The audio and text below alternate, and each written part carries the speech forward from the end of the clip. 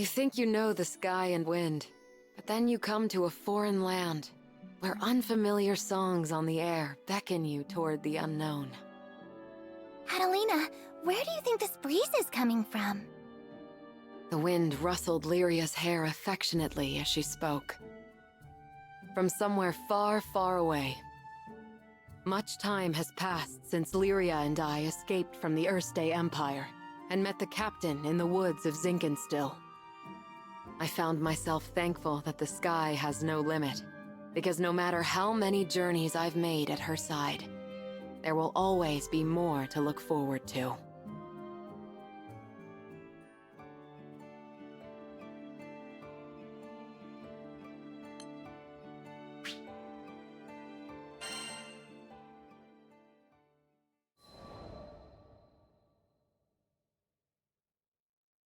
Lyria and I first crossed paths when I was still a knight of Erste, and she a tool in the Empire's mad experiments on dark essence. So you're Lyria. I was appointed to stay by her side as both captor and guardian. She reminded me of a beautifully crafted puppet, never moving or speaking unless commanded. Her expression was fixed, and her eyes were bright, but cold, as if made of glass. Moved to pity, I wanted at the very least to light a smile on her face. But I may as well have been talking to a doll. I couldn't find the part of her that was alive. It wasn't until many days had escaped us that I realized Lyria was a real girl with a feeling soul. She simply didn't know how to act like one. So, I taught her to laugh when she felt joy and cry when she felt sadness. Through books and reverie, I taught her to long for the outside world, and when colors on a page were no longer enough, I took her hand and led her to the roof of the military base. The illustrations Lyria had seen were lovely, but the sky now stretching above her was boundless and so luminous that it drew forth tears. And finally, her blue eyes shone, as if they were two patches of sky lit by a sun from within her. That sun melted my heart. There, with the open air as our witness, I made her a promise. Someday, we'll sail this endless world together. I swear it.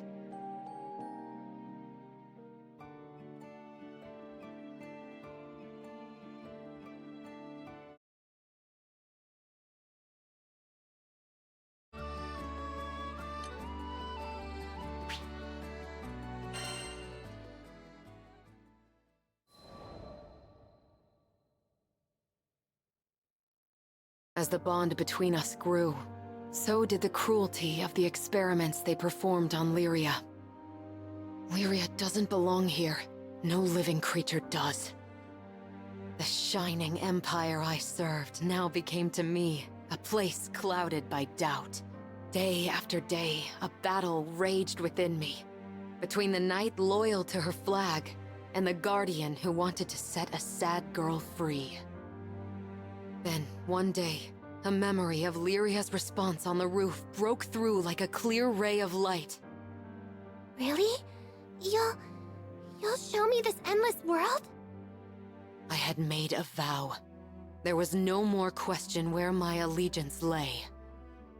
I took her hand once again, this time not to simply gaze at the sky, but to leap into it. And I did it for myself as much as I did it for her.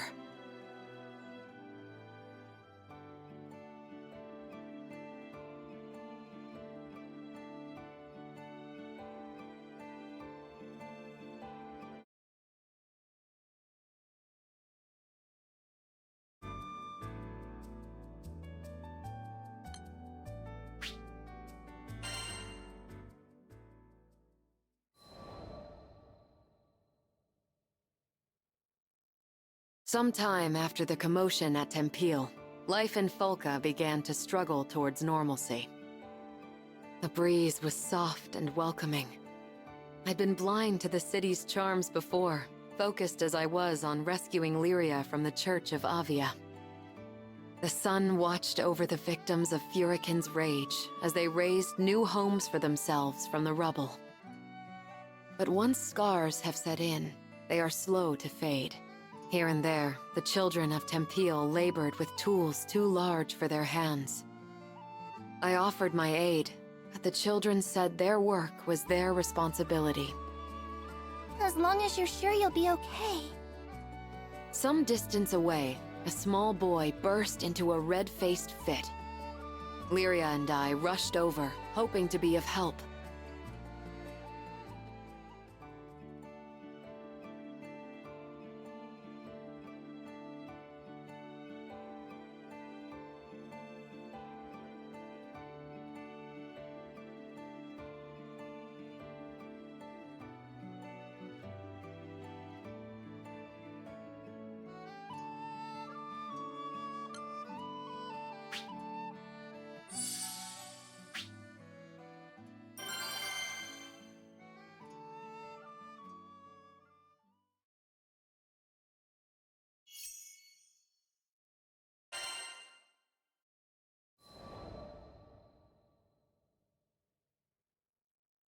Don't try and stop me!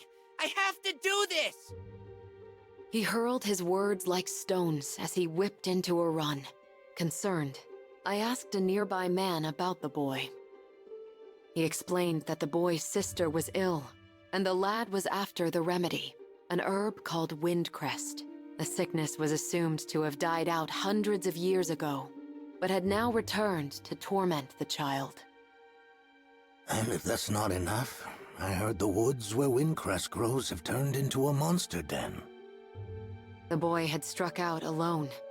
Folka had no soldiers to spare, for they were all dispatched to Tempeal for the reconstruction effort. No one was left to answer his pleas, but I would. In my heart, I vowed to bring back the child, and if possible, the herb too. I prayed only that I wasn't too late.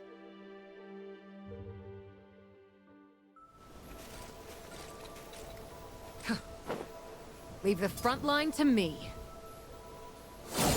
Well, according to that old villager, this is the place we want to be. Perfect.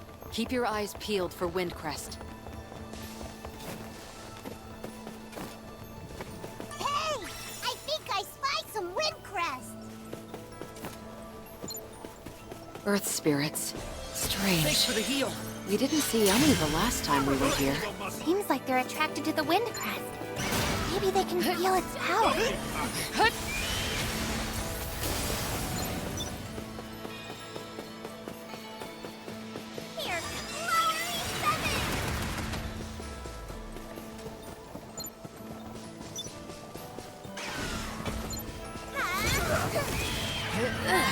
flowery In one fell swoop!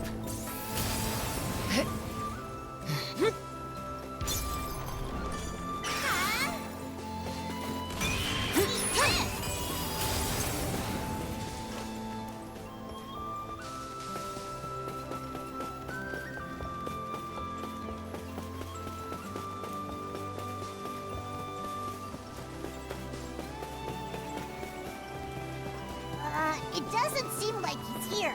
Let's retrace our steps and look somewhere else.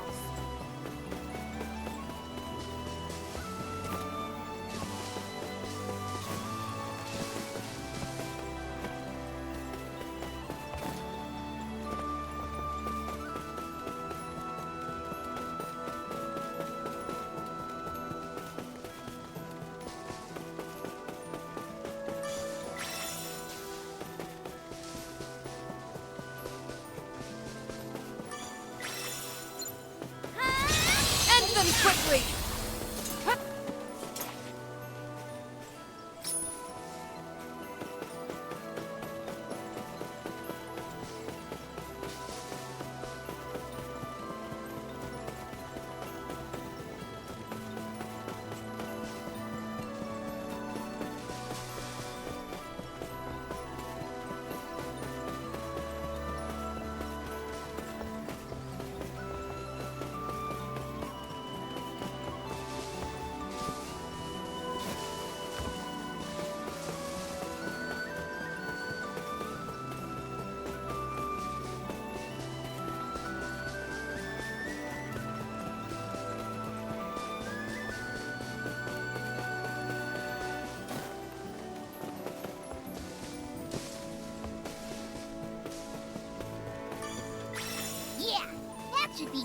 been enough. But we still haven't located the boy. What? Where is that coming from? I don't know, but it can't be a good sign. We better hurry.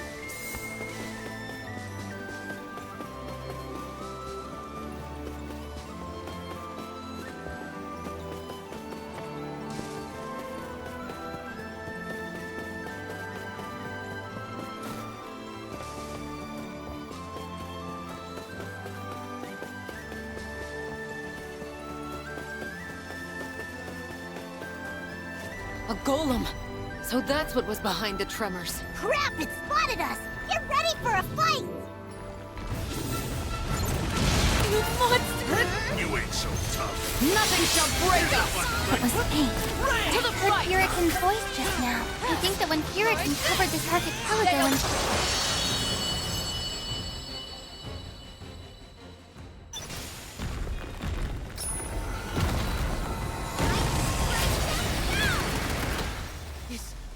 Is it safe now? I recognize that voice.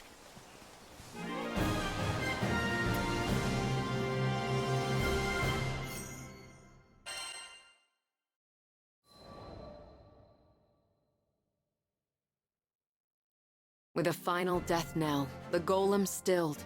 The boy crawled out from the tall grass, and I pressed the wind crest into his trembling hand. Wow! Now I can save my sister! You're the best, lady! He smiled at me, and with a great burden lifted from his shoulders, skipped the whole way back to Folka.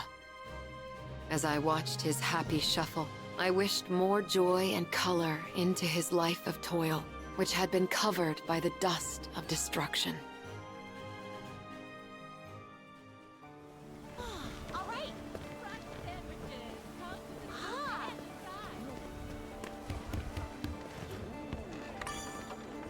We've received a special request.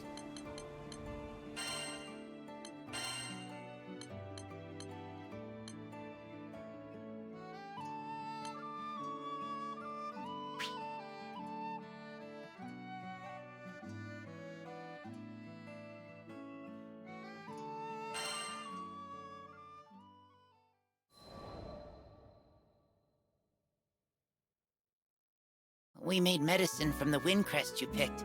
The doctor said Hazel looks better every day. This morning, she was able to get out of bed and do some drawing. She loves drawing pictures. Thanks again, Katalina. From Al. And Hazel. P.S. Please visit Folka when you have a chance.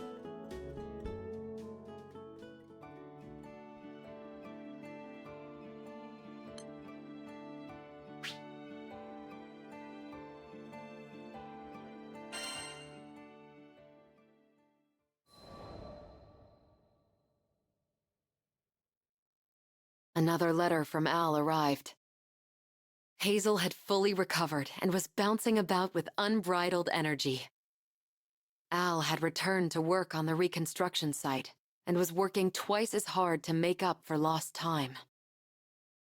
Is it just me? Or is his writing messier? It wasn't just Vern. Not only were there more missing words and misspellings than usual, the lines of Al's letters were harsh and tangled. Evidently, he'd scrawled them in a great hurry between jobs. I got a bad feeling that next up, it's gonna be Al himself stuck in bed. I shared Vern's sentiment. This was a boy willing to pick herbs from death's very garden for his sister. There was not an ounce of self-restraint in his character.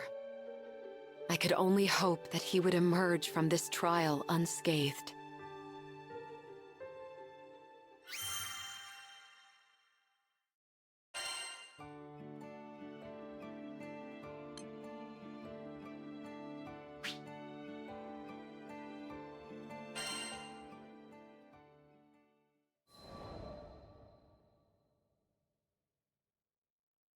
Reading Al's third letter made my head buzz and my hands go numb.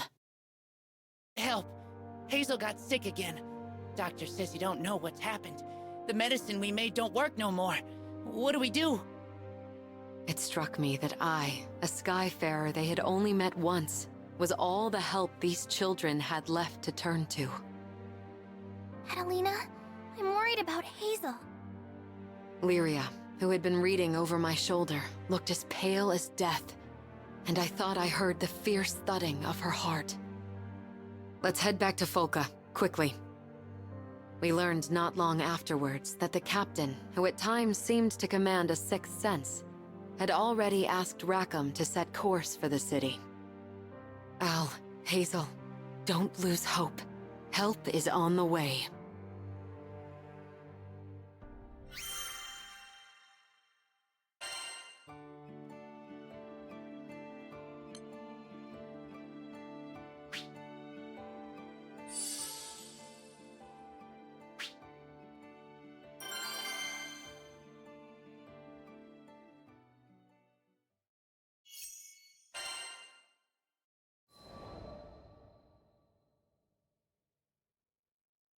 When we arrived at Folka, Al came out to greet us. I noticed he wouldn't meet any of our eyes and ducked his head like he was hiding from the world. The doctor had examined Hazel from head to toe, but as far as his eyes could tell, there was nothing wrong with her. Hazel says all she needs to get better is some Wraith Ring eggs, but I just don't know. Al's voice was so small, I could hear the distance between us. Not physical, but emotional. He explained reluctantly that the Wraithwing was a bird which lives among the ancient ruins of Dali Island. Actually, forget it. We've made you guys do too much already. We'll figure something out. His smile didn't quite reach his eyes, which were enclosed in dark circles. The reconstruction effort must have been hounding him, and he was apparently not its only victim.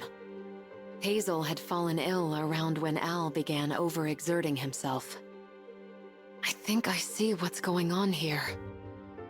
Gently pushing aside Al's objections, we left to search for a Wraithwing nest.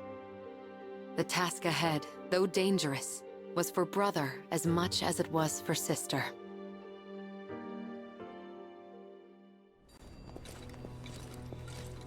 Well, shall we head out?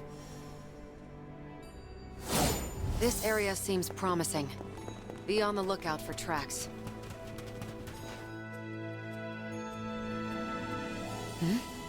This is quite a rare find. We'd better add it to our provisions.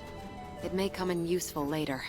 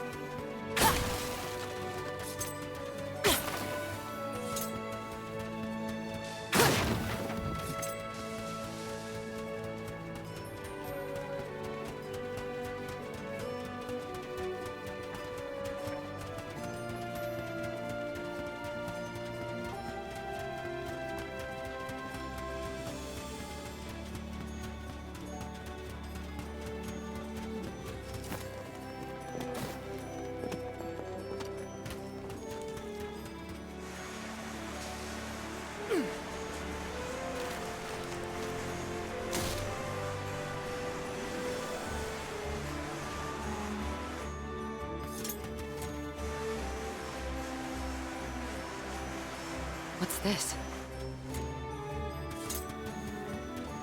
This cargo's sure been roughed up. Large talon marks and scattered feathers. The culprit is probably a Wraithwing. Let's see if it's left any other tracks.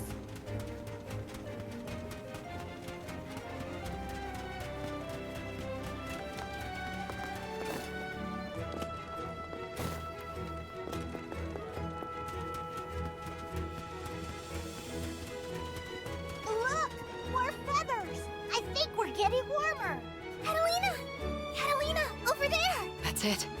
It matches the description perfectly. That's our Wraithwing. Ah! What's with all the party crashers? Stay calm. I'll get us out of this. Stay calm! Thanks! Light wall! Here, lower E7!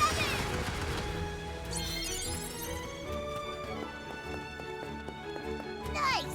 Now come on! We've got a bird to catch!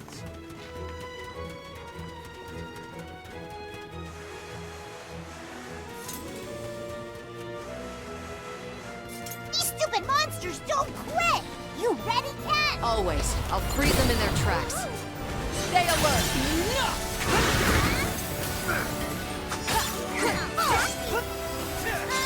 Finish this!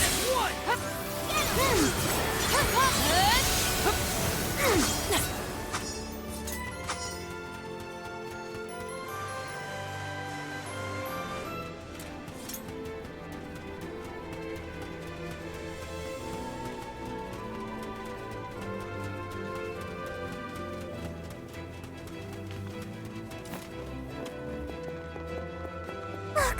The bird! It's watching us really closely. Whoa! Looks like it's got giant talons! And are a a blessing. nasty temper! Be careful, Katalina! It's all right, Vern. I won't let that overgrown turkey hurt us. Let's go. I think it's protecting something. Of course. It's trying to defend its nest. No wonder it's so dumb. All right! Take that, you big chicken! Now we just need to search the nest and collect the eggs. I can't help feeling guilty, though. We're so sorry, Miss Wraithwing. We promise we won't take more than we need.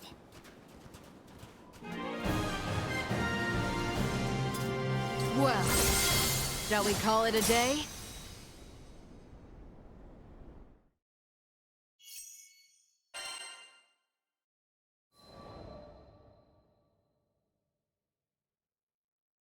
I took our prize to the dining hall.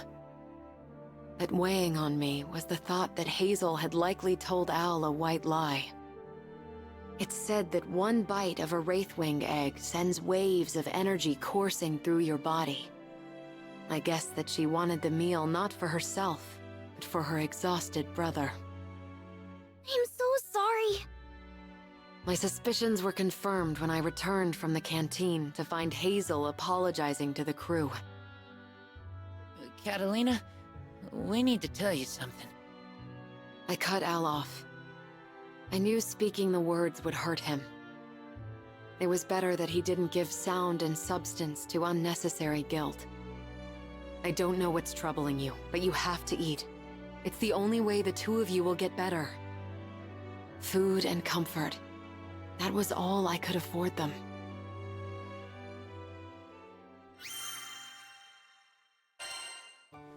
Yeah?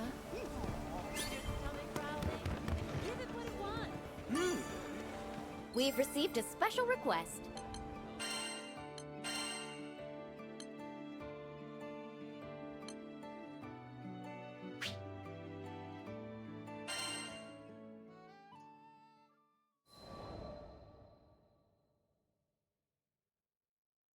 Back at the dining hall, plates of Wraithwing egg omelet were lined up on a table, wafting forth irresistible aroma.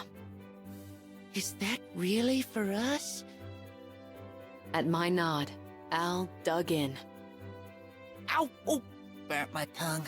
But, so good. I love it! Muffled voices caught my attention, and I looked out the window to see a gathering crowd. Though I had only collected a basket of the famed eggs, it seemed that was enough to feed the whole city. Hey, Al. Heard from your sister. Sorry, I should have noticed you were working yourself to the bone. A man who seemed to be in charge of reconstruction efforts came to our table. Gently, he explained that he had only now been made aware of Al's failing health. He vowed to encourage the workers to rest, so no one would overexert themselves ever again. Al, you okay, bud? You don't look so good. Vern, who had been flitting carefree through the air, came to a sudden stop. I smiled at his concern, which was well-meaning but misplaced. Al was going to be fine now. It was time for a celebration, and I had the perfect surprise planned. Their reactions are going to be priceless.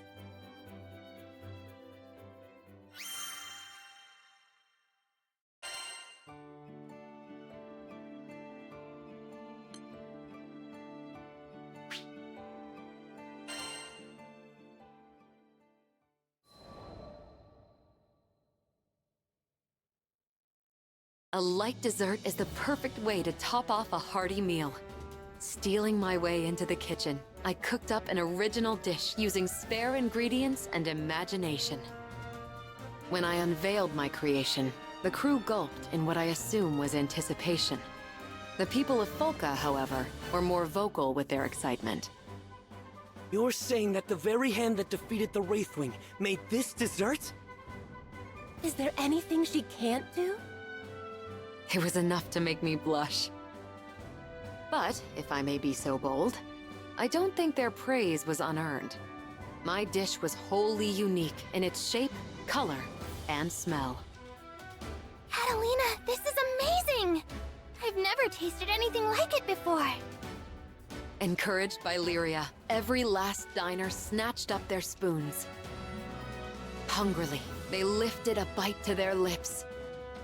And the moment right after, as if someone had captured the scene in a painting, they all froze. There are times when people are so filled to the brim with emotion, not even the smallest physical movement is possible. For the diners, this was apparently one of those times. It seems I'm not such a bad chef after all. Take that, naysayers.